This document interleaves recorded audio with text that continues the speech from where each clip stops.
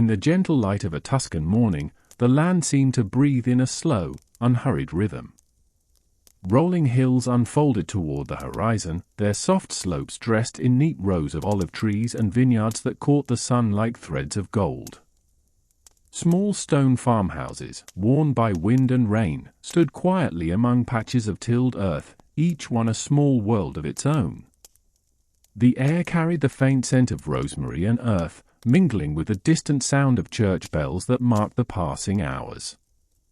It was in such a place, where the seasons moved with a timeless patience, that life began for the boy who would become Leonardo da Vinci. It was the year 1452, and in the village of Vinci, a narrow cluster of houses gathered under the protection of an old castle tower.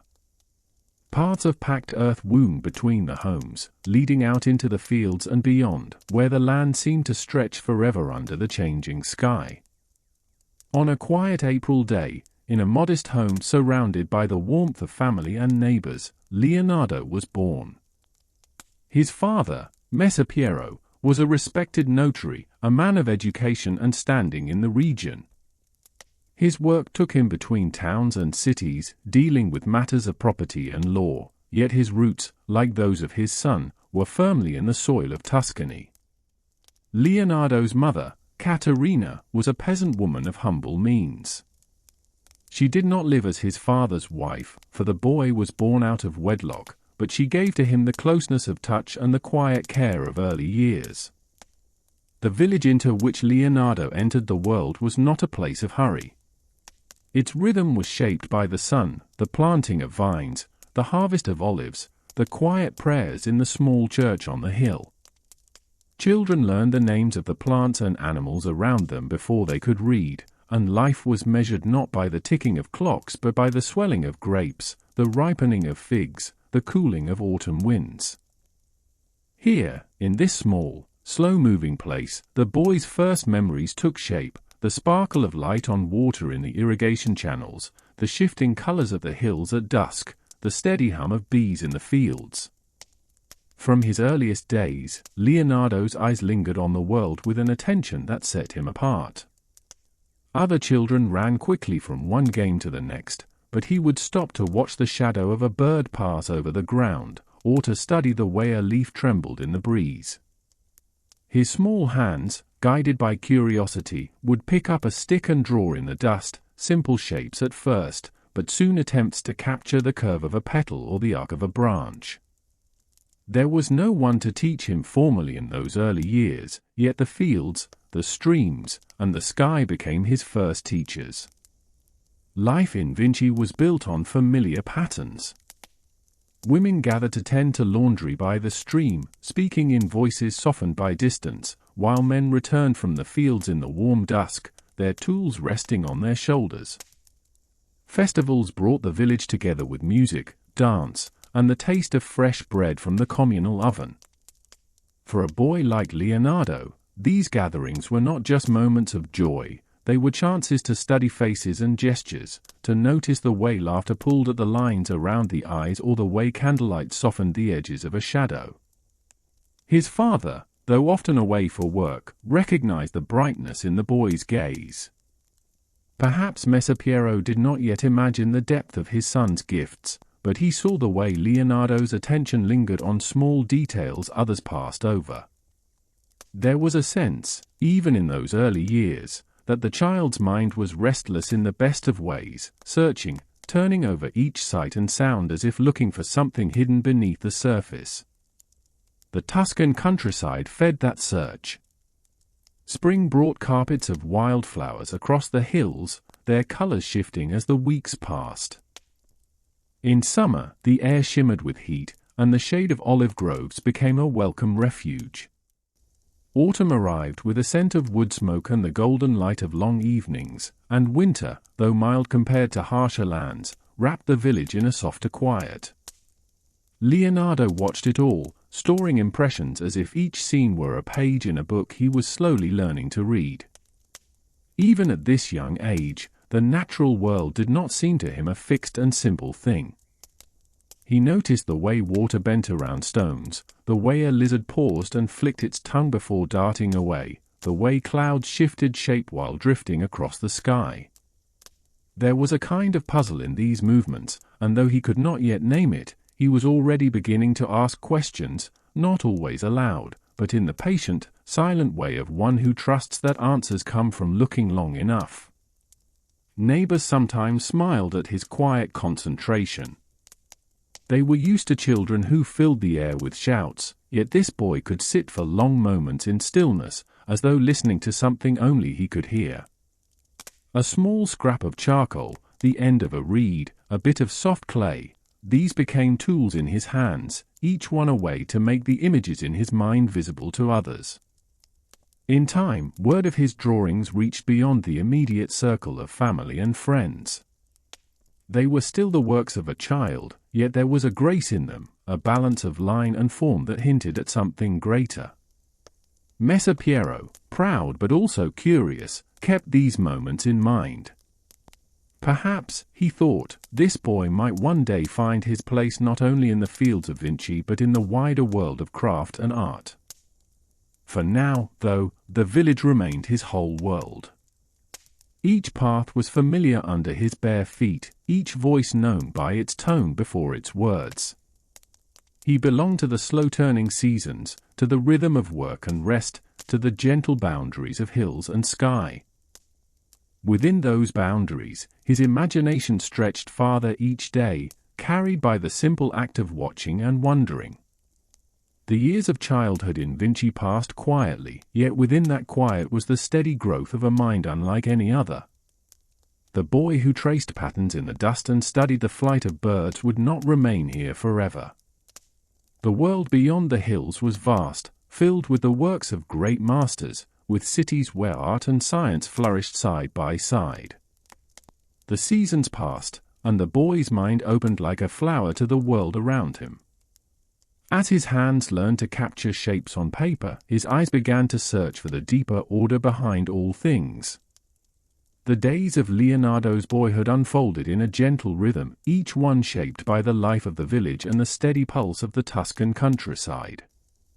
Morning sunlight often found him already outdoors, joining the other children as they raced along the worn paths between fields and through olive groves. Their games were simple, chasing each other in the tall grass, skipping stones across the surface of a pond, pretending to be merchants or travelers passing through distant lands they could only imagine. Yet even in play, Leonardo was different.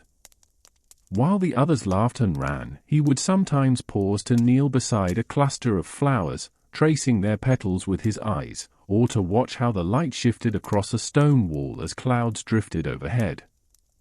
The streams and small rivers that wound through the hills were among his favorite places. He loved to watch water move, to follow the ripples as they danced outward from a falling leaf or pebble. Sometimes he would crouch at the edge of the current for what felt like hours, studying the way twigs spun in little whirlpools or how the surface broke around a protruding rock. There was a quiet mystery in these movements, one that seemed to invite questions without ever demanding quick answers. Birds, too, held his attention, especially swallows, which darted so quickly that they seemed to vanish into the air. He traced their flight with his gaze, noticing how their wings curved, how they tilted with the wind, how they seemed to know exactly when to turn. His drawings began here, in these moments. A stick dragged through dust, a fingertip in soft clay, a scrap of charcoal left over from the hearth, each became a tool to record what he saw. He drew the curve of a bird's wing, the ripples in water, the way the shadow of a branch shifted over time. There were no lessons, no structured instruction in art. His education came from the land itself, from hours spent watching the world with quiet intent. While some children grew restless without constant activity, Leonardo seemed to grow stiller the longer he looked, as though each detail he noticed became a thread in a larger pattern he was slowly weaving in his mind. Books were scarce in Vinci, and formal schooling was not easily available to a boy of his birth. But he learned in other ways, gathering knowledge wherever he could find it. He listened to the elders tell stories about the land, about past seasons of abundance and hardship. He watched craftsmen at work, carpenters shaping wood, blacksmiths striking hot iron, and stored away the memory of their methods. He studied plants and insects, not only their shapes but the way they changed with the passing months. His curiosity was not limited by subject. Whatever entered his sight became something to explore.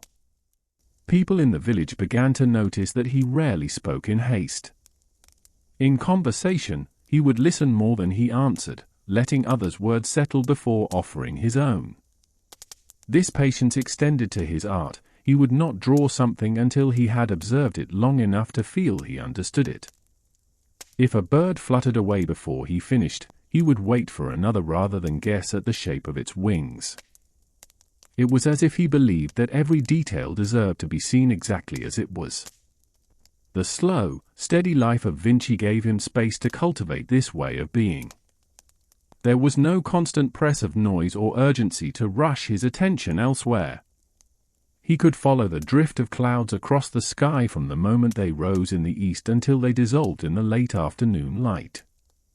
He could watch a spider weaving its web strand by strand, never once interrupting the process. In the stillness of these hours, he learned that observation itself was a form of knowledge, one that could be as rich as anything written in a book. Season by season, his awareness deepened. In spring, he noticed the small changes from one day to the next, the first buds opening, the return of swallows from their long migration. In summer, he watched the golden haze settle over the hills and the way heat shimmered above the road.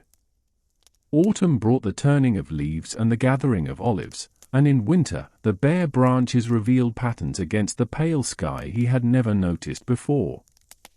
Each change was a lesson in the rhythms of the natural world, a reminder that time itself was a teacher. As he grew older, his drawings began to show a maturity that surprised those who saw them. He was not content with flat shapes. He tried to give depth, to make the curve of a branch or the fold of a cloak seem real. He watched the way light fell on an object from one side and the shadow it cast on the other, experimenting with shading long before he knew the formal word for it. His father, Messer Piero, kept some of these sketches, sensing that they might be more than just the pastime of a boy. Though his life remained rooted in the fields and paths of Vinci, Leonardo's imagination often wandered beyond them. He wondered what lay over the next ridge of hills, what kinds of birds flew in lands he had never seen, what machines might exist in cities where skilled hands built wonders far greater than those in his small village. The stories brought back by travelers stirred this curiosity further, painting images of Florence, a place where art, learning, and invention flourished side by side. Yet for now, his world was still defined by the slow turn of the seasons and the familiar faces of the village. He continued to play with the other children, to explore the fields and streams, to sketch what he saw. But beneath this outward simplicity was a growing sense that his mind was meant to travel farther. Each question he asked, each moment he lingered in thought, was a step toward a larger horizon. The boy who spent hours watching clouds drift across the Tuscan sky would one day stand in the bustling streets of a great city where his gifts could take root and flourish. But the village could not contain him forever. One day, Leonardo's path led him to the beating heart of the Renaissance, Florence. When Leonardo first set foot in Florence, the city seemed to him like a living painting, vast and intricate, filled with movement and sound. The narrow streets twisted between tall stone buildings, their windows hung with bright fabrics, and the air carried the mingled scents of baking bread, fresh paint, and the faint smoke of forge fires. Bells rang from the great churches, calling people to prayer or marking the hour, and the Arno River flowed through the heart of it all, catching the light like a ribbon of silver. It was a place where beauty and craft were woven into everyday life, where even the smallest detail, a carved lintel above a doorway, the curve of a bridge's arch, seemed touched by care and intention. Florence was alive with voices.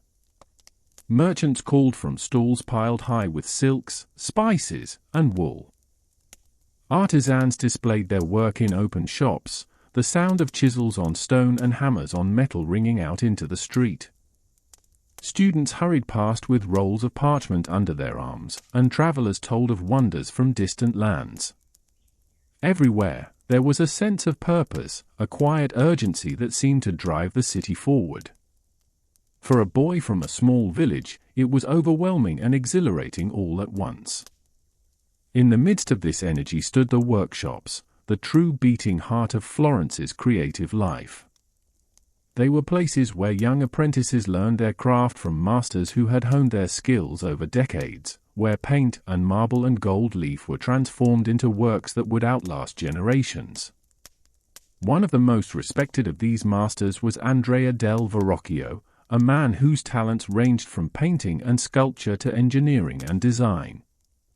His workshop was a place of constant activity, where apprentices not only practiced their art but also learned to solve practical problems, to construct mechanisms, to design objects of beauty and function alike. It was here that Leonardo would take his place among the other pupils. The first days in the workshop were filled with careful observation. He watched as assistants mixed pigments by grinding minerals into fine powders, combining them with oil or egg yolk to make colors that would endure for centuries.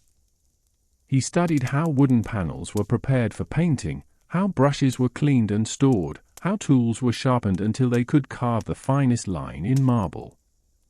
Every surface seemed to hold the imprint of years of work, the stains of paint on the tables, the grooves worn into the handles of chisels, the faint scent of sawdust and linseed oil. Meeting Verrocchio himself was both intimidating and inspiring. The master was a man of focus, his manner brisk but never unkind. He had the eye of someone who could see not only the flaw in a line but the potential behind it. For Leonardo, this was a challenge worth meeting. The young apprentice quickly proved himself attentive and eager to learn, willing to take on any task, no matter how small. In the beginning, these tasks were often humble, painting the backgrounds of larger works, filling in decorative patterns, or preparing materials for the senior artists.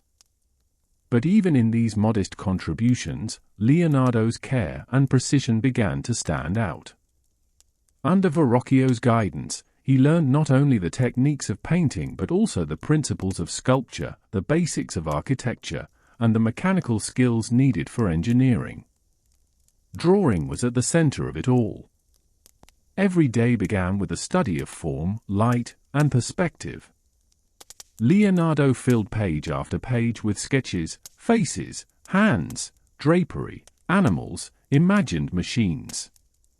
He learned how to build up an image from a simple outline, how to suggest depth with shading, how to capture the weight of a figure or the texture of cloth. The workshop was more than a school, it was a place of shared ideas. Apprentices and assistants discussed their work, compared sketches, and occasionally debated methods, all under the watchful but encouraging presence of Verrocchio. There was a constant exchange between disciplines. A sculptor might give advice to a painter on anatomy, while a painter might suggest a design element for a piece of metalwork. This spirit of collaboration suited Leonardo, whose curiosity refused to be confined to a single craft. It was during these years that an event occurred which would become one of the most repeated stories in Leonardo's life. Verrocchio had been commissioned to paint the Baptism of Christ, a work that would depict John the Baptist pouring water over the head of Jesus as angels looked on. As was common in a master's workshop, parts of the painting were entrusted to skilled assistants. Verrocchio assigned one of the angels to Leonardo. Leonardo approached the task with his characteristic patience, studying the play of light on flesh, the delicate fall of hair over a shoulder, the way a hand might rest gently against a fold of fabric. When the angel was complete, it seemed to possess a softness and realism unlike anything else in the painting. The skin glowed with subtle tones, the expression carried a sense of living presence. According to legend, when Verrocchio saw what Leonardo had done, he recognized in that figure a mastery that surpassed his own, and he resolved never to paint again. Whether the story happened exactly this way or not, it reflects the impact Leonardo's work had, even as a young apprentice. From that moment, his position in the workshop changed. He was still a student, still learning and refining his skills, but there was a new awareness among his peers and his master alike. This was no ordinary apprentice. His drawings began to circulate beyond the walls of the studio, admired for their detail and vitality. Patrons who visited Verrocchio's workshop sometimes paused over Leonardo's work, curious about the hand that had created it. The years in Florence shaped him in ways that went beyond technique. The city's energy, its wealth of art and architecture, its constant interplay of ideas, these fed his restless mind. He attended public spectacles where engineering met entertainment, saw statues that seemed to breathe in the public squares, and heard music that filled the air with intricate harmonies. Every experience added another layer to his understanding of how art could move people, not only through beauty but through the suggestion of life itself. Even outside the workshop, he kept drawing. The streets and markets offered endless subjects: the tilt of a merchant's head as he weighed fruit, the way sunlight fell in bands across the worn stones of a bridge, the folds of a beggar's cloak. He was beginning to see the world as a vast collection of patterns, each one waiting to be captured and understood. As the seasons passed, his confidence grew. The boy from Vinci who had once drawn in dust and clay was now shaping figures in paint and marble, contributing to works that would be seen by all of Florence. Yet he knew that there was still much to learn. The mastery he sought was not something to be reached quickly but something to be pursued over a lifetime. In this pursuit, Florence had given him the foundation he needed, both in skill and in the belief that his vision could find its place in the world. The young apprentice was no longer just a student. He was becoming an artist in his own right, ready to step into the world with his own vision. Leonardo's time in Verrocchio's workshop had brought him from the quiet edges of village life into the bright and demanding world of Florentine art. By the time his apprenticeship drew toward its close, his work had begun to carry a voice of its own. The discipline he had learned under his master's guidance, care for proportion, knowledge of materials, the blending of colors to create lifelike tones, was now joined with an instinct for beauty that could not be taught. He had begun to receive commissions of his own, small at first, but enough to test his ability outside the shelter of the workshop. One of these early undertakings was a painting that would later be known as the Annunciation.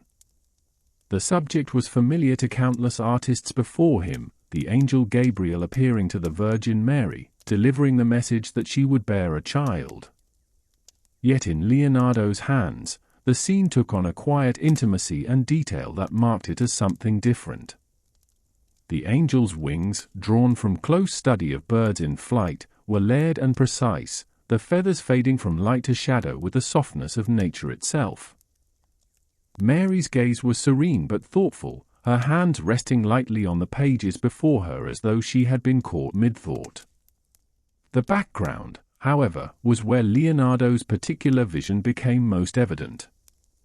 Instead of a flat or decorative backdrop, he painted a landscape that seemed to stretch far beyond the frame, a rolling expanse of meadows, winding rivers, and distant mountains fading into the pale blue of atmospheric perspective.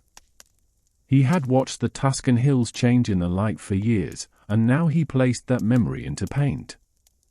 The scene breathed with depth, inviting the viewer to step into it.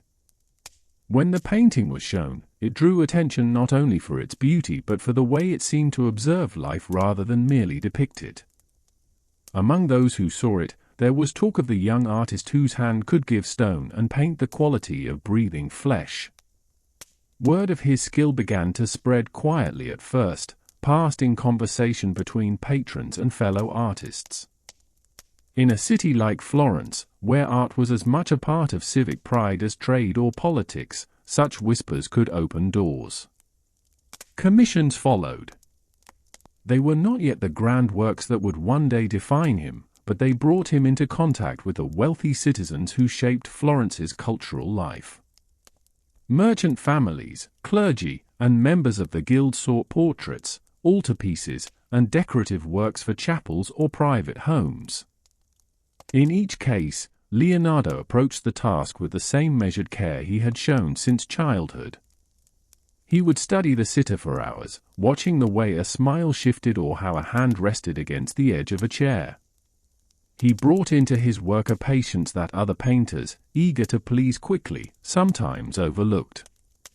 The Florentine art world, however, was not without rivalry.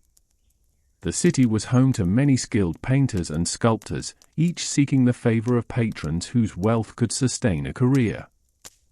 Competitions were common, sometimes formal contests arranged by guilds, other times the quiet comparison of commissions placed side by side in the same church or hall. Success was not guaranteed simply by talent, reputation, connections, and the ability to navigate the intricate networks of patronage all played their part. Leonardo, though still young, understood this. His manner with clients was courteous but reserved, his confidence expressed more in his work than in words. It was also a time when art was closely tied to the shifting politics of the city. Florence's ruling families saw artistic patronage as a means of displaying power and refinement. A well-placed commission could bring an artist into circles where decisions about the city's future were made, just as failing to meet expectations could close those doors forever.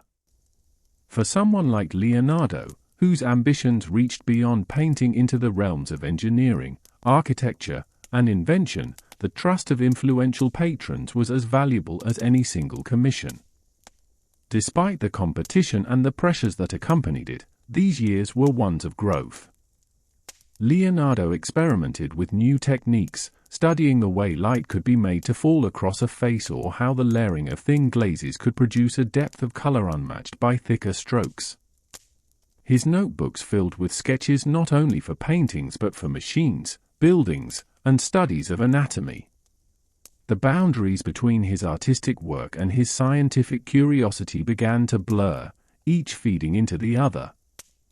A more precise understanding of how muscles moved, for example, could make the posture of a painted figure more convincing. An observation about the way water curved around a stone could influence the design of a cloak or a fold of fabric. There were setbacks, too, commissions delayed or altered by the wishes of patrons, works abandoned before completion when circumstances changed. Yet even these seemed to serve as lessons. Leonardo learned the necessity of adapting to the demands of those who paid for his work without surrendering the integrity of his vision. He was beginning to find his own balance between the practical and the ideal, between the needs of the present and the ambitions that pointed toward the future. As his reputation grew, so too did the opportunities before him. The walls of Florence, rich though they were in beauty, began to feel less like the whole of the world and more like the edge of something greater.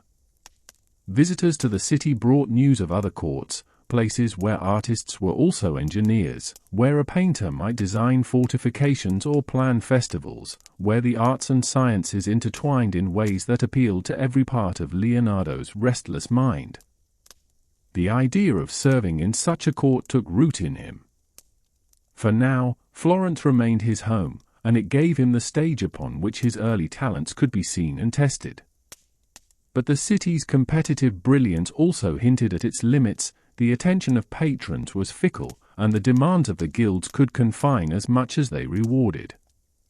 The young artist, who had already begun to merge observation with invention, sensed that his path would not be a narrow one. He had seen how a single work could change the way people looked at him, and he wondered what might be possible if he were free to follow the full range of his abilities. The commissions of these years were steps, important ones, each teaching him more about craft, about people, and about the delicate art of shaping a career in a city where genius was both celebrated and measured against the brilliance of others. He was no longer simply a name from Verrocchio's workshop, but a painter with his own clients, his own style, and a growing place in the story of Florentine art. Yet the road ahead would take him far from Florence, into a city where art, science, and courtly life would blend into one extraordinary chapter. Leonardo's departure from Florence was not made in haste but in deliberate pursuit of a broader stage. Though he had built a reputation in his native city, he could see the limits of what it might offer him. Florence was a place where art thrived, but it was also crowded with talent, every commission contested, every opportunity weighed against the long shadow of other masters. Leonardo's ambitions reached beyond portraiture and altarpieces. He wanted to shape machines, to design fortresses, to plan celebrations that blended music, architecture, and spectacle into a single experience. For that, he needed a patron with the means to indulge such wide-ranging pursuits. Milan, under the rule of Ludovico Sforza, offered exactly that.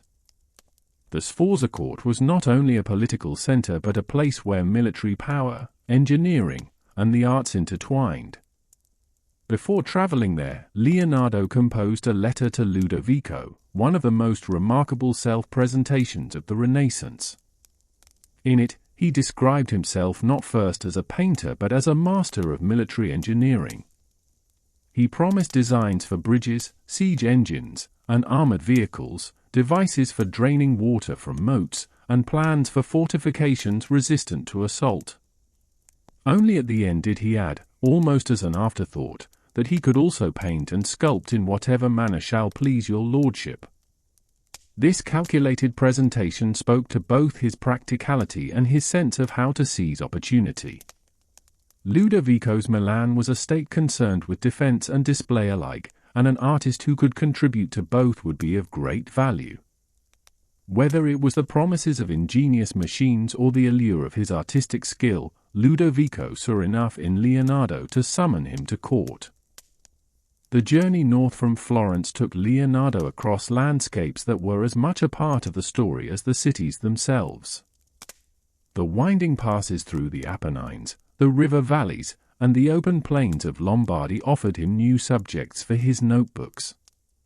Every bridge, every fortified town along the way was another structure to study, another problem to solve in his restless mind. By the time he reached Milan, he carried with him not only his belongings but an entire treasury of observations and ideas. Life at the Sforza court was unlike anything he had known.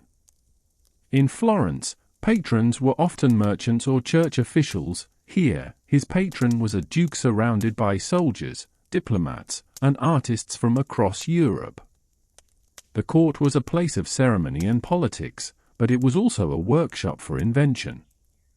Ludovico valued art as a tool of prestige, a way to display Milan's power to visiting dignitaries, and he set Leonardo to work on projects that would do just that. Some of these projects were decorative in nature, designs for courtly entertainments that would astonish guests. Leonardo devised elaborate stage sets, moving scenery, and mechanical devices that could raise or lower entire platforms. He designed costumes that seemed to belong to another world, blending history and imagination.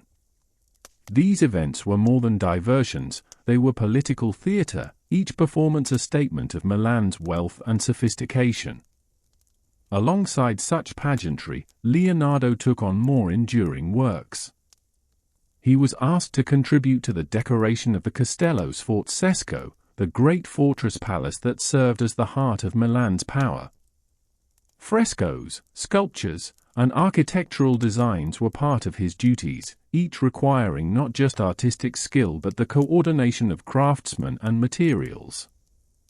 His notebooks from this time show a constant movement between disciplines. Sketches of a horse for an equestrian statue appear beside diagrams of a machine to grind lenses or a design for a more efficient canal lock.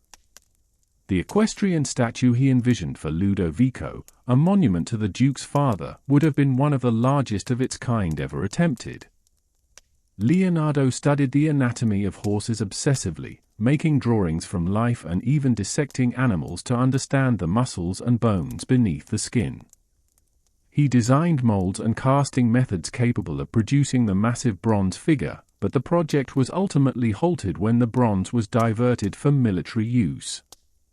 Though the statue was never completed, the surviving sketches reveal the ambition and precision with which he approached it. Military engineering was another realm where Leonardo's talents found expression. He proposed designs for fortifications that angled walls to deflect cannon fire, for portable bridges that could be quickly assembled or dismantled, and for war machines ranging from giant crossbows to armored chariots. Whether or not all these inventions were built, they showed Ludovico that his new court artist could also be a thinker of strategic value. Yet even amid these varied responsibilities, painting remained a part of Leonardo's life in Milan. Portraits of court members, studies of faces and gestures, and religious works all took shape under his hand. His style, already distinct, continued to evolve, marked by a deepening mastery of light and shadow and a subtlety in expression that seemed to draw thoughts into visible form. The rhythm of life at court suited certain aspects of his nature. The resources available to him were far greater than in Florence: workshops, assistants, materials, and the time to pursue ideas that might not yield immediate results. But court life also demanded diplomacy. Projects could be delayed or cancelled according to political needs, and the artist had to adapt without complaint. Leonardo learned to navigate these shifts with patience, turning interruptions into opportunities to explore side projects or refine earlier work. In Milan, he found himself surrounded not only by artists but by architects, mathematicians, and musicians. The exchange of ideas was constant, and Leonardo absorbed knowledge from every encounter. Music, in particular, held a place of importance for him. He was an accomplished player of the lyre and even crafted instruments of his own design. These skills added to his value at court, where artistic versatility was prized. The years in Milan marked a period of expansion in Leonardo's mind and in his reputation. He was no longer simply a Florentine painter of promise but a figure whose name carried weight in the courts of Italy. His work in military design, monumental sculpture, and courtly spectacle demonstrated the breadth of his abilities, while his paintings deepened his claim to mastery. Still, among all the projects he undertook in these years, one would rise above the rest, binding his name to a single image for centuries to come. It was a commission that would combine his artistic genius with his ability to see beyond the surface of things, turning a familiar religious scene into something both intimate and monumental. In the heart of Milan, a monastery's wall awaited a masterpiece that would secure Leonardo's place in history. When Leonardo accepted the commission for what would become the Last Supper, he was stepping into a challenge unlike any he had faced before. The Dominican monastery of Santa Maria del Grazie in Milan was undergoing extensive renovations under the patronage of Ludovico Sforza, who intended the site to serve both as a religious center and a dynastic monument for his family. The refectory, where the friars took their meals, would receive a painting that was as much a statement of Milan's cultural glory as it was a devotional work. Leonardo's task was to transform one of its walls into a scene that would speak across centuries. He approached it not as a routine commission but as an opportunity to create a visual drama unlike anything that had been painted before.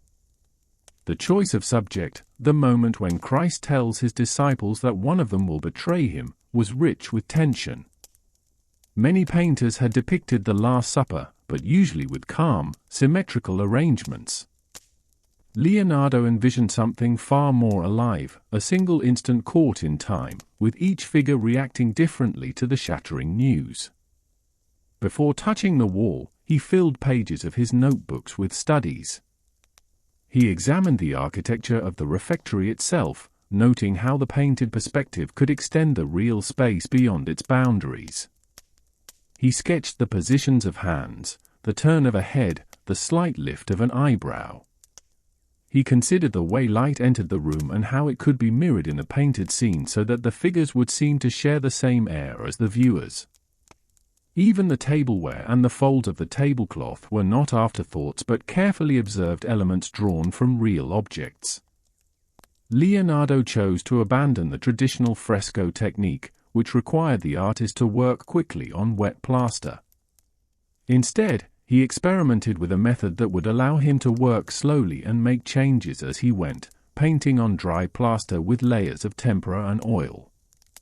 This decision suited his perfectionism but carried risks, for the untested technique was far less durable than fresco. He was willing to accept that risk in pursuit of the effects he wanted: delicate shifts in color, subtle transitions between light and shadow, and textures that would have been impossible with the quicker method. Day after day, he could be found in the refectory, sometimes painting for hours with intense focus, at other times standing motionless for long stretches, simply looking. Assistants reported that he might leave abruptly after placing a single brushstroke, only to return days later with renewed energy. This irregular rhythm frustrated some who expected steady progress, but it was the way he worked, holding the entire composition in his mind until each part fell into place. When the figures began to emerge, they revealed a complexity rarely seen in religious art of the time. Christ, calm at the center, formed the still point around which the chaos of human emotion swirled. His hands reached toward the bread and the wine, symbols of the sacrifice to come. To his right and left, the disciples reacted in shock, disbelief, anger, and sorrow, each expression and gesture individualized. John leaned toward Peter, who in turn motioned toward another figure. Judas, clutching his small bag of silver, recoiled into shadow, his face closed, his elbow knocking over a salt cellar, a detail rich in symbolic meaning. The composition's geometry was equally deliberate. Lines of perspective converged behind Christ's head, making it the vanishing point of the entire painting. The architectural details of the painted room aligned seamlessly with those of the actual refectory, drawing viewers into the scene. The balance of groups, 3 disciples to a side, separated yet connected, created a rhythm that carried the eye across the table and back to the central figure. As the work neared completion, word spread through Milan. Visitors came to watch, some marveling at the lifelike expressions, others puzzled by Leonardo's methodical pace. Ludovico himself was said to be eager for its unveiling, aware that this work would stand as one of the defining achievements of his patronage. Yet even in its early days, the painting began to reveal the fragility of Leonardo's chosen technique. The dampness of the monastery wall caused the paint to deteriorate, and within a few years of completion, signs of flaking appeared. Critics later lamented this flaw, but it also became part of the legend, a masterpiece so bold in conception that it defied conventional methods, and so delicate that time itself seemed determined to test it. The symbolism embedded in the scene ensured its enduring resonance. Beyond the obvious narrative of betrayal, the arrangement of hands and eyes suggested deeper themes: unity and division, divine foreknowledge and human frailty. The placement of Christ at the center, with an open space before him, invited viewers to imagine themselves at the table, witnesses to the unfolding drama. The use of light, subtly brighter around Christ, reinforced the sense of his divinity without resorting to the traditional halo. Contemporaries were deeply moved. Some praised the psychological depth, noting that Leonardo had not merely painted saints but men, flawed, vulnerable, caught in a moment of emotional truth. Others were struck by the technical daring, even if they questioned its longevity. In the years that followed, the Last Supper became a point of pilgrimage for artists and admirers alike, influencing countless imitations and reinterpretations. For Leonardo, the work represented more than a single triumph. It was a synthesis of his skills as a painter, his understanding of anatomy and gesture, his mastery of perspective, and his ability to read and depict human emotion. It also revealed his restless nature, unwilling to be bound by tradition, determined to seek a new path even when it carried risks. Yet as the paint dried on the monastery wall, his thoughts were already moving elsewhere. The human body fascinated him in a different way now, not as a surface to be painted but as a structure to be understood. He began to seek out physicians and surgeons, asking to observe dissections. In the same notebooks where he had planned the composition of the Last Supper, he now drew muscles, bones, and organs, annotating them with precise observations.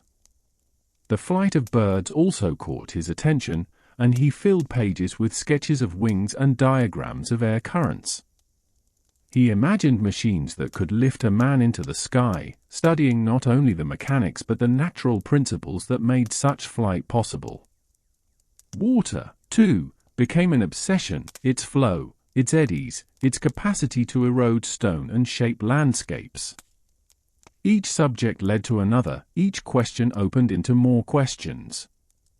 The triumph in the refectory of Santa Maria del Grazie was not the end of his Milanese chapter but a point along a larger journey.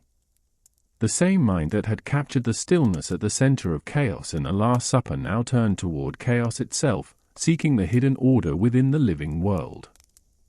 But Leonardo's mind was never still. Even as colors dried on the wall, his thoughts wandered to anatomy, flight, and the hidden mechanics of nature. In the quiet hours of the night, when most of Milan slept and the streets fell into darkness, Leonardo sometimes found himself in places that respectable men rarely entered. Behind closed doors, with the cooperation of physicians who trusted his discretion, he studied the bodies of the dead. It was not a morbid fascination that drew him there, but a hunger to understand the intricate machinery of life. His candlelight revealed the pale terrain of skin, the network of veins and arteries, the architecture of bones. With the precision of a surgeon and the eye of an artist, he traced every structure, translating flesh into line, shadow, and form on the pages of his notebooks. He worked in secrecy, for the dissection of human bodies was frowned upon, sometimes forbidden outright. Yet these studies yielded revelations that no artist before him had ever recorded so completely. His drawings of muscles revealed not only their shapes but the way they moved and connected, how they pulled against bone to create motion. He explored the human hand with obsessive detail, mapping tendons and joints, seeing in its movements both mechanical complexity and a kind of elegance that no machine could rival. He sketched the chambers of the heart, trying to understand the rhythm that sustained life, and he wrote careful notes beside each image, recording his conclusions in the mirrored handwriting that only he could easily read. The same discipline and curiosity that guided his anatomical work extended into other realms. To Leonardo, the human body was only one example of nature's engineering. The principles that shaped it could be found in rivers, in plants, in the flight of birds, and in the workings of machines. His notebooks filled with ideas for devices both practical and fantastical. He imagined bridges that could be quickly assembled and disassembled to aid armies on the move, water-lifting devices to irrigate fields, and intricate gears that could translate one kind of motion into another. Some designs were purely utilitarian, fortifications that could withstand siege, canals to transport goods, dredging machines to clear waterways. Others reached toward dreams that had never been realized. His flying machines were the most ambitious of these visions.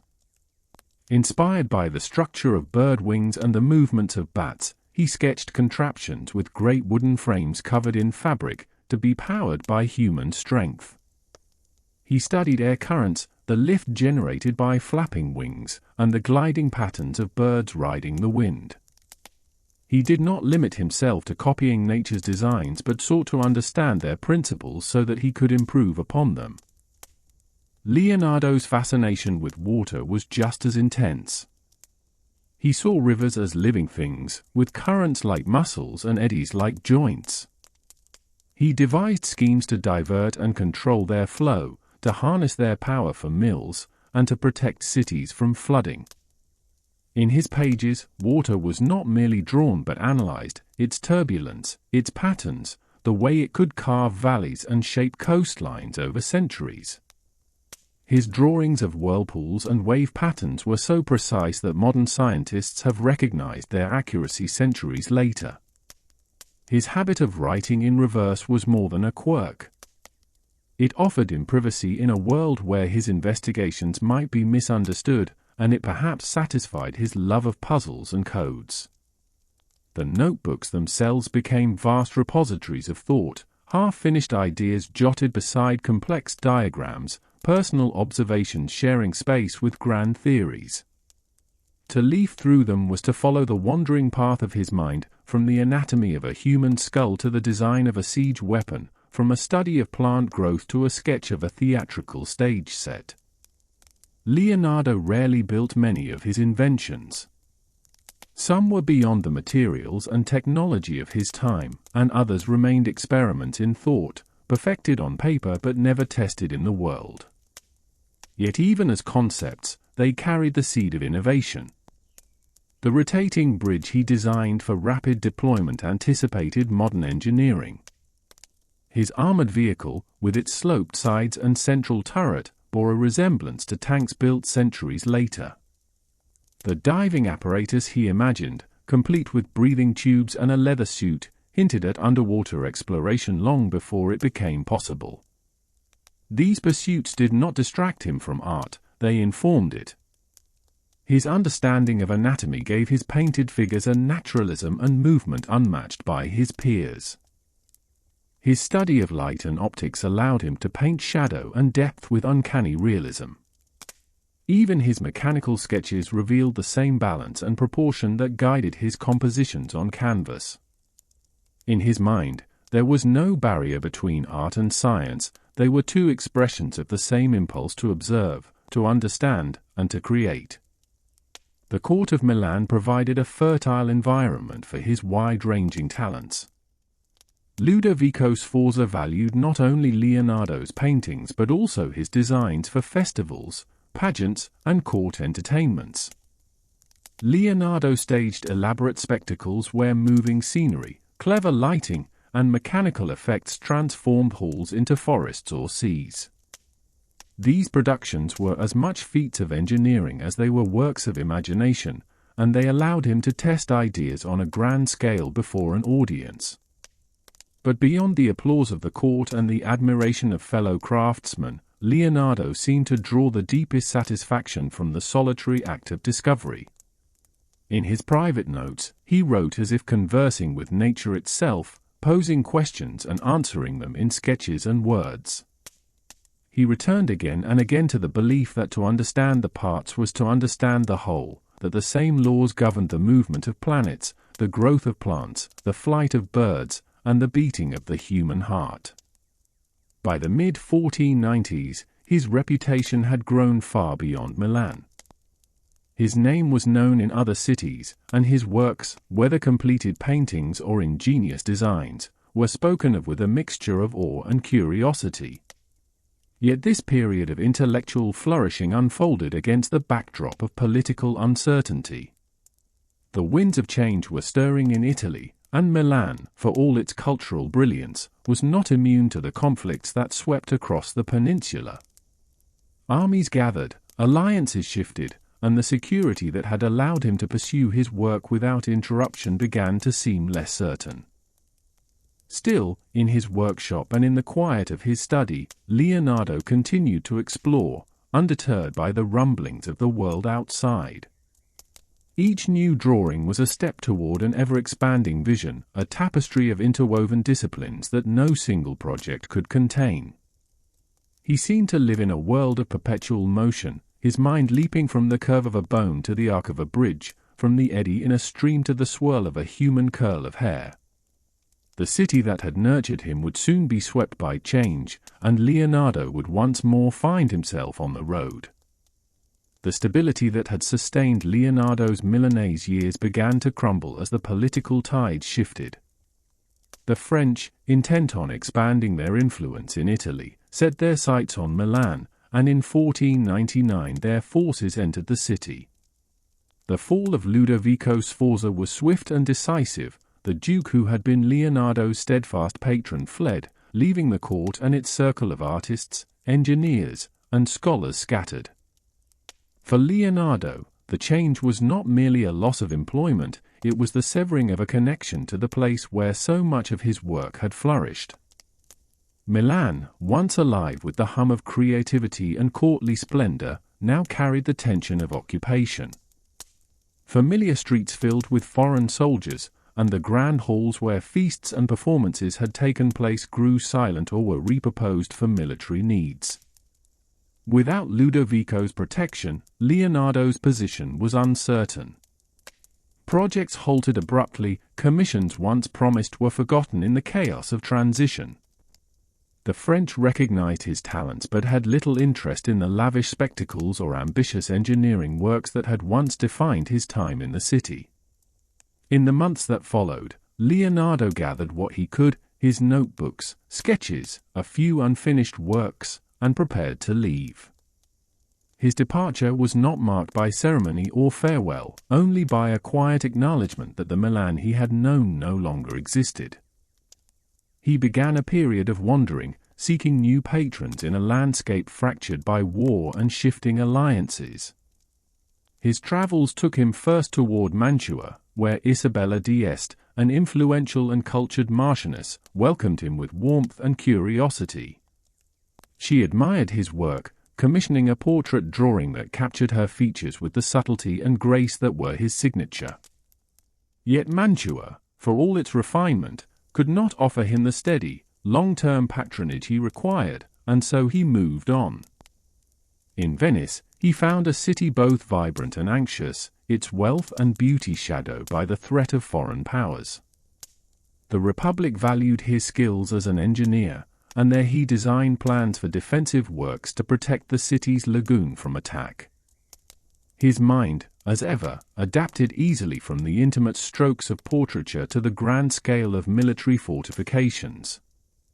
The drawings he produced in Venice were practical and precise, but they also carried the elegance of his artistic sensibility. Despite these engagements, this was a time of uncertainty.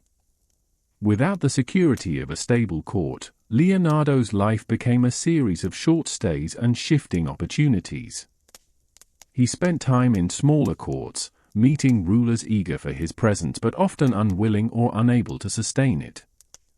His days alternated between bursts of creative activity and stretches of waiting, the latter filled with studies in anatomy, mechanics, and natural phenomena. Even in instability, his curiosity remained undimmed.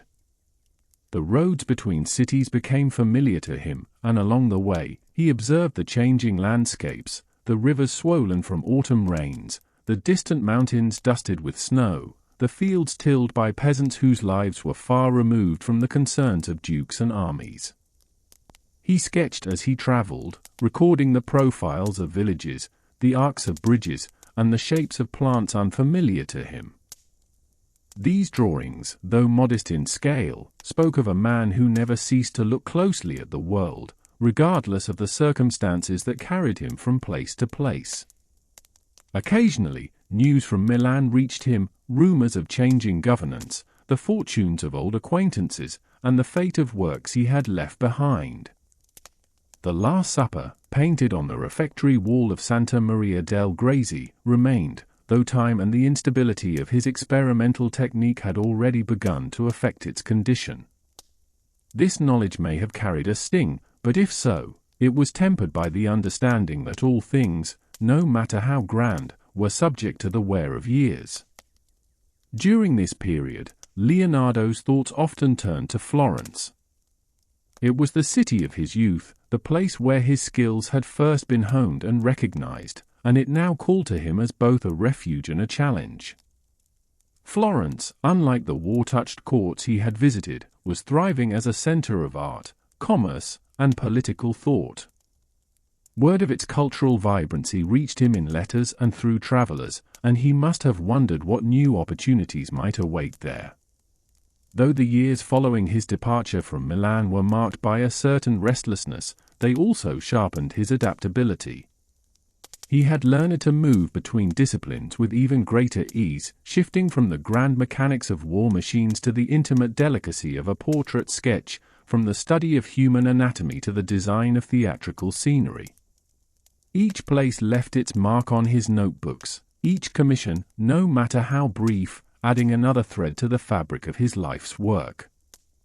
By the time he resolved to return to Florence, Leonardo was no longer the young apprentice who had once arrived in that city in Verrocchio's workshop. He returned as a master known across Italy for his skill, ingenuity, and restless mind. Yet there was still a sense of unfinished work in him, an awareness that the most enduring expressions of his vision might still lie ahead.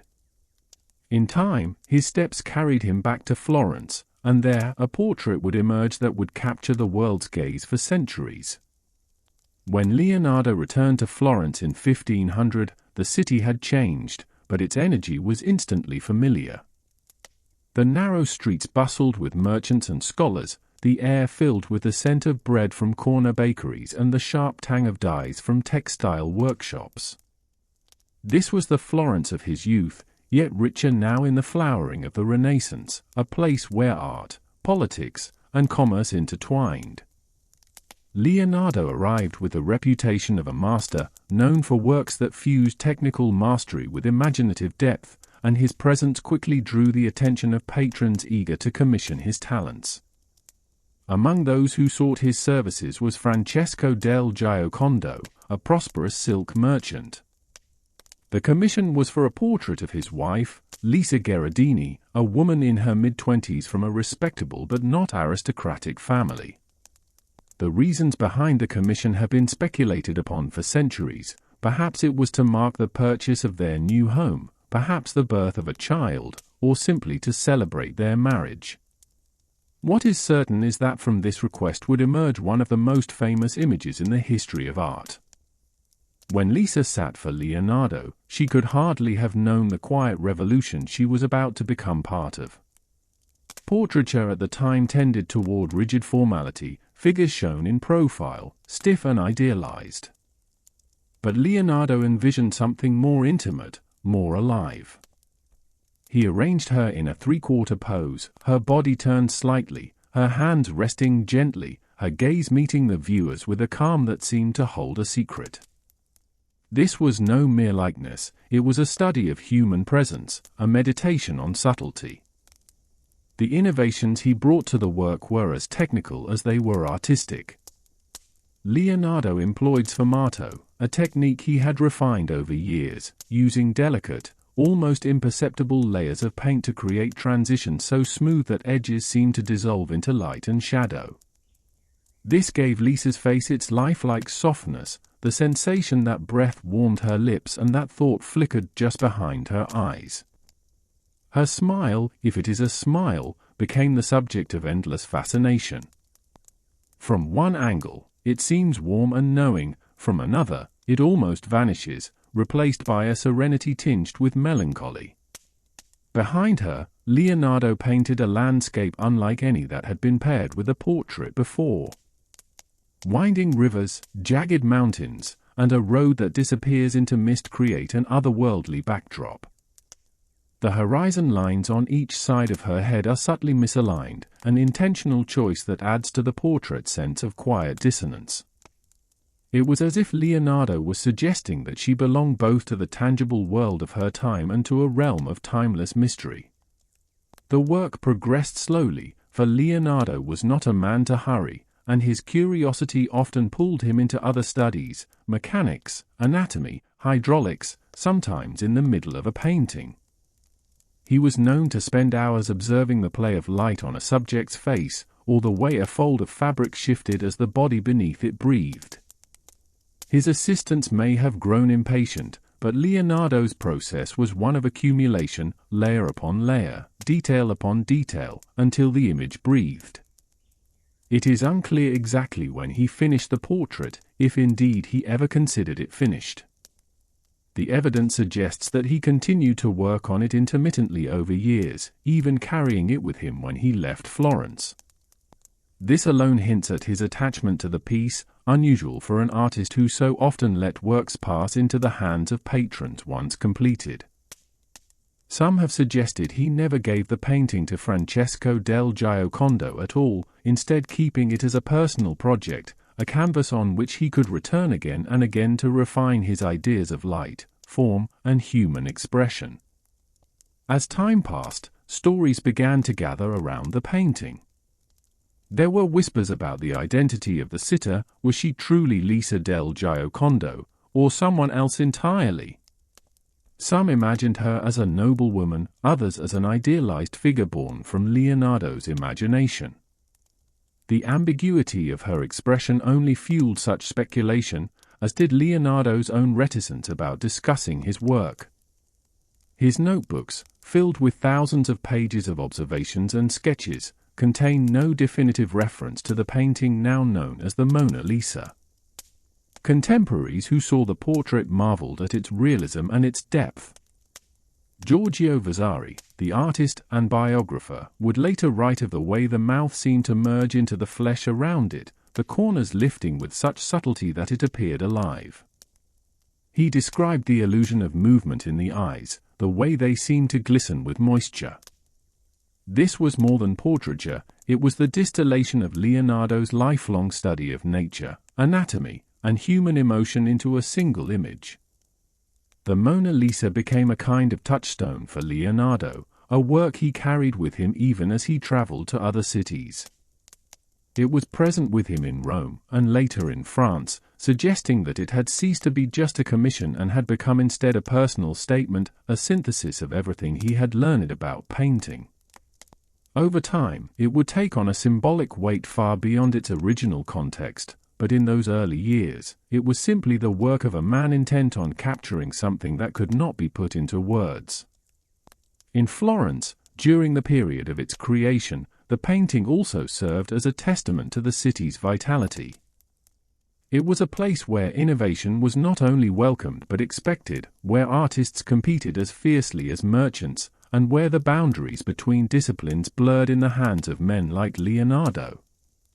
The Mona Lisa, in this sense, was as much a product of Florence's spirit as it was of his genius. Even as he worked on the portrait, Leonardo's restless nature pulled him toward new challenges. Commissions awaited in other cities, and his interests extended far beyond painting alone. He was drawn to projects that combined art, engineering, and spectacle, from grand architectural designs to intricate stage machinery for courtly entertainments. Florence had given him the space to create one of the most enduring works in history, but it could not contain all the ambitions of his wandering mind. Even as his fame grew, Leonardo remained restless, moving from city to city, seeking the next challenge. In the early years of the 16th century, Leonardo's journey took a turn into unfamiliar territory. His reputation as both artist and engineer had grown beyond Florence and Milan, reaching the ears of powerful figures across Italy.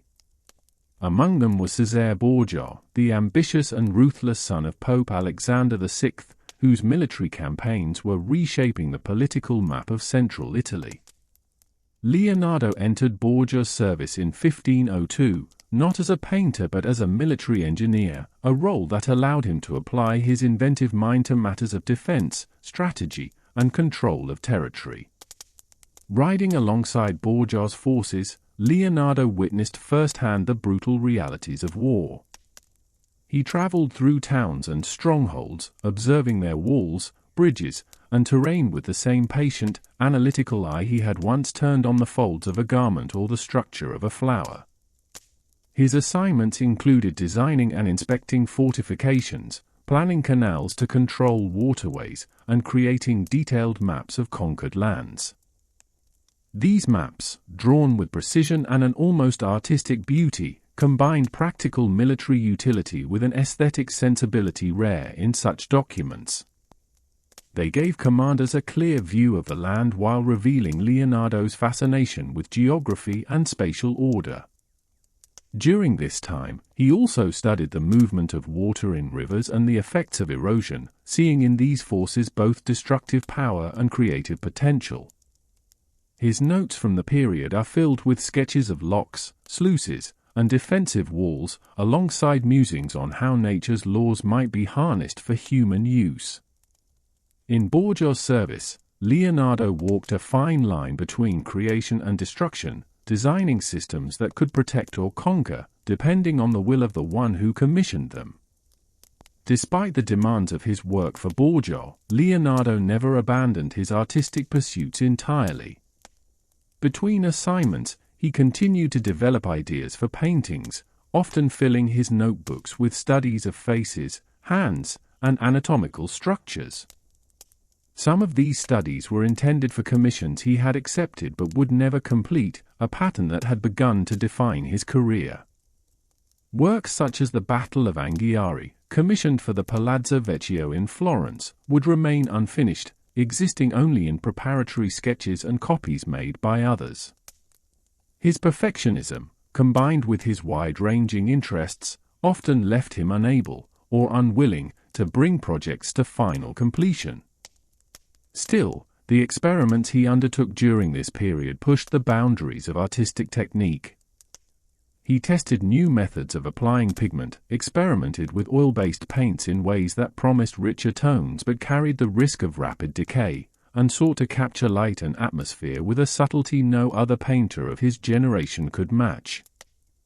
His approach was that of a scientist as much as an artist, treating each work as a laboratory for testing theories about perception, form, and the interaction of materials. As political tides shifted, Leonardo's connection to Borgia came to an end. He returned to Florence briefly, then moved between various Italian cities, taking on commissions and engaging in studies that seemed as much for his own satisfaction as for any patron. In Milan, under French rule, he resumed work for the city's new governors, creating designs for civic engineering projects and advising on architecture. He also produced portraits and decorative works for the court, though the surviving examples from this period are few, and many of his ideas remained in the form of sketches and plans. In these later Italian years, Leonardo's notebooks grew even more eclectic. Pages that began with observations on flight might end with calculations for the height of a tower, or recipes for varnish, or reflections on the flow of human blood. His curiosity roamed freely, unconfined by the categories that others might have imposed. The interconnectedness of all things, the belief that to understand one part of nature was to approach an understanding of the whole, remained the guiding principle of his work. He continued to move restlessly, sometimes drawn by opportunity, other times by the need to escape the shifting alliances and conflicts that defined Italy's political landscape. His patrons ranged from powerful rulers to monastic orders, each offering different challenges. In some places, he was sought for his art, in others, for his engineering, and in a few, for the grand theatrical designs he could produce for courtly celebrations. Wherever he went, he left behind not just works of beauty but also traces of ideas too ambitious to be realized in his lifetime. By the second decade of the 1500s, the center of gravity in Europe's cultural and political life was shifting. The Italian city-states remained vibrant, but their independence was increasingly threatened by the ambitions of larger powers, particularly France. Leonardo's reputation had by now reached the French court, where King Francis I was eager to attract the most brilliant minds of the age. For the aging master, whose life had been one of constant movement and unfinished projects, the idea of a stable position under the patronage of a powerful monarch must have held a certain appeal. Beyond the Alps, a king awaited him, and France would become his final home. In 1516, Leonardo accepted an invitation that would take him farther from his native Italy than he had ever lived before. King Francis I of France, a young monarch with a deep admiration for art and learning, sought to make his court a center of Renaissance brilliance. Hearing of Leonardo's genius in painting, engineering, and invention, Francis extended an offer that was both generous and enticing: a permanent home, the freedom to work on whatever he wished, and the title of premier painter, engineer, an architect to the king. At over 60 years of age, Leonardo left Italy for good, traveling across the Alps with a small entourage that included some of his most trusted pupils, among them Francesco Melzi, who would remain with him until the end of his life. His new home was the Château du Clos-Luce, a graceful residence in the town of Amboise, set within walking distance of the royal chateau. The house, with its warm stone walls and quiet gardens, offered a different kind of beauty from the bustling streets of Florence or the grandeur of Milan's courts. Here, Leonardo found peace in a slower rhythm, free from the constant uncertainty and shifting politics that had marked so much of his life in Italy. The rooms at Clos-Luce became both workshop and sanctuary, filled with his sketches, mechanical models, and paintings, some completed, others still in progress. Francis first visited often, finding in Leonardo not just an artist but a friend and intellectual companion. The king admired his sharp mind, his gentle wit, and his ability to speak on subjects as varied as philosophy, anatomy, hydrodynamics, and the design of fortresses. For Leonardo, the companionship of a ruler who valued ideas as much as he valued art must have been a rare and welcome gift. Their conversations wandered far beyond courtly matters, touching on the nature of the soul, the beauty of the natural world, and the mysteries of the heavens.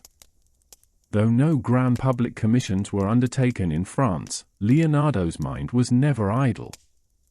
He continued to refine earlier projects, working on designs for ideal cities with efficient water systems, studies of human proportions, and sketches for mechanical devices that might one day take flight. Some of his time was spent revisiting paintings he had carried with him from Italy, including the Mona Lisa, which remained in his possession until his death. He made small adjustments, deepening shadows, softening transitions, and perfecting details that only he might notice. The slower pace of life in France allowed him to focus more on reflection than on production. His notebooks from these years reveal a man who, while still driven by curiosity, was also taking stock of his life's work. He seemed to understand that many of his ideas would never be realized in his lifetime, but he accepted this with a certain serenity. For Leonardo, the act of seeking knowledge was as valuable as the final creation. The journey itself had been the purpose. Visitors to Clos-Luce during this period spoke of the calm dignity of the aging master. They found him surrounded by drawings of anatomy, plans for bridges and machines, and studies of the patterns made by flowing water. Even in his later years, his eyes remained sharp, capable of seeing both the smallest details of a flower's petal and the grand sweep of a river through a valley. He worked not for deadlines or patrons now, but for the quiet satisfaction of exploration. The French court provided comfort, security, and resources, but Leonardo's life was increasingly defined by the walls and gardens of Clos-Luce. He walked its paths slowly, sometimes sketching the plants and trees, sometimes simply watching the play of light through the branches. The Loire River nearby offered him the chance to study currents and reflections, a subject that had fascinated him since boyhood. In the evenings, the house glowed with lamplight as he bent over his desk, pen scratching across the page, the mirrored script flowing as naturally as thought. The bond between Leonardo and Francis grew deeper with time. The king called him "my father" and treated him with affection as well as respect. In turn, Leonardo seemed to find in Francis a rare combination of patron and friend, someone who valued him for more than his output. This mutual regard created an atmosphere of trust in which Leonardo could work, or simply think, without the pressures that had often accompanied his commissions in Italy. The seasons turned gently in Amboise, each bringing its own colors and moods to the gardens of Clos-Luce. Leonardo, though not immune to the physical toll of age, remained engaged in his work and conversations. Yet there was a growing stillness in him, as if he sensed that the long arc of his life was drawing toward its close. He had crossed mountains, served dukes and kings, painted wonders, and dreamed of machines that might one day conquer the sky. Now, in the quiet of France, the urgency of creation began to give way to a peaceful contemplation. The days grew slower, the sketches fewer, and the time approached for Leonardo to set down his pen for the last time. In the spring of 1519, Leonardo's health began to fail.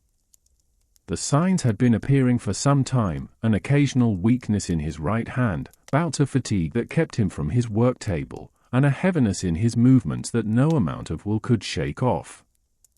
Yet even as his strength waned, his mind remained sharp, his curiosity intact.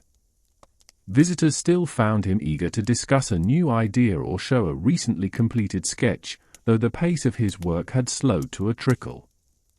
The gardens of Close Loose, where he often walked with his pupils, became his refuge. Surrounded by the sound of birds and the soft rustle of leaves, he seemed to find comfort in the quiet rhythms of the French countryside. As April unfolded, it became clear to those around him that the end was near. Francesco Melzi, his devoted pupil and companion, rarely left his side. The bond between them had deepened over years of work and shared thought, and now Melzi took on the role of caretaker as well as student. King Francis I, upon hearing of Leonardo's decline, visited him at Close Loose, their conversations gentler now, full of shared memories rather than plans for the future.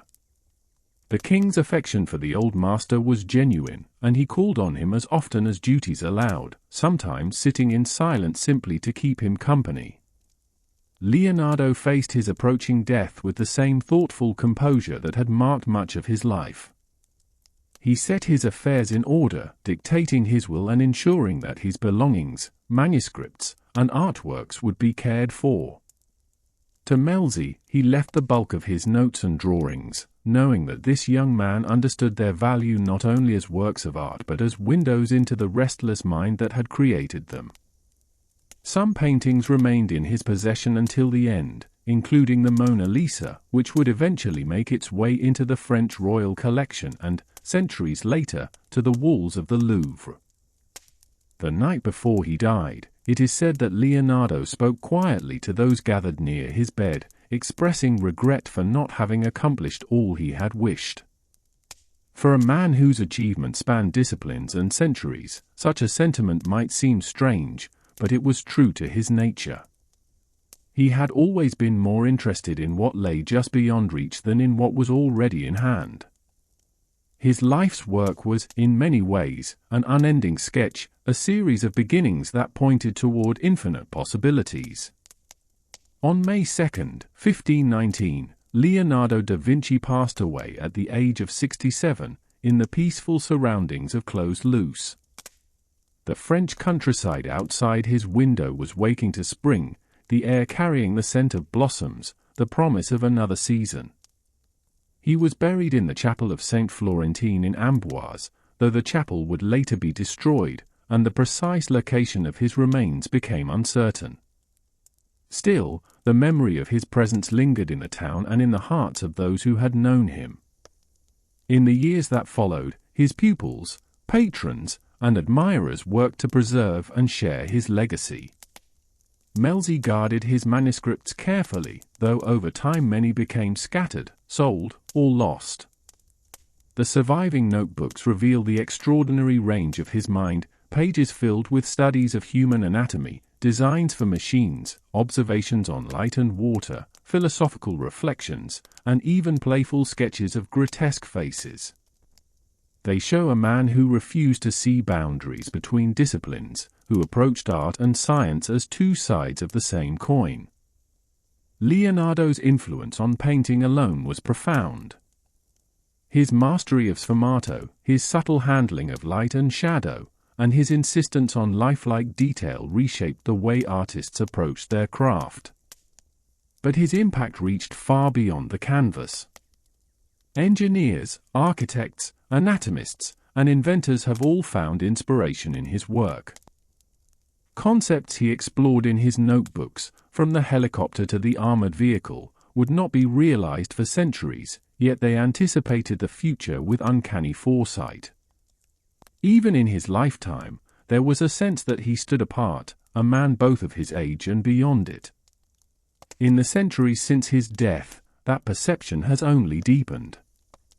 To some, he is the archetype of the Renaissance man, a figure whose insatiable curiosity and breadth of skill set a standard few could match. To others, he is a reminder that knowledge and creativity are nourished not just by discipline and talent, but by wonder, the capacity to look at the world and see not only what is, but what could be. Time has carried his name far from the streets of Vinci, the studios of Florence, and the courts of Milan and France. His ideas have crossed oceans, inspired revolutions in art and science, and found new life in each generation. Museums and libraries safeguard his surviving works, while his lost creations have become legends in themselves, fueling the imagination as much as any finished piece. And so, in the quiet of the French countryside, the story of Leonardo da Vinci came to a close, though his ideas, like seeds on the wind, continue to grow in the minds of all who dream.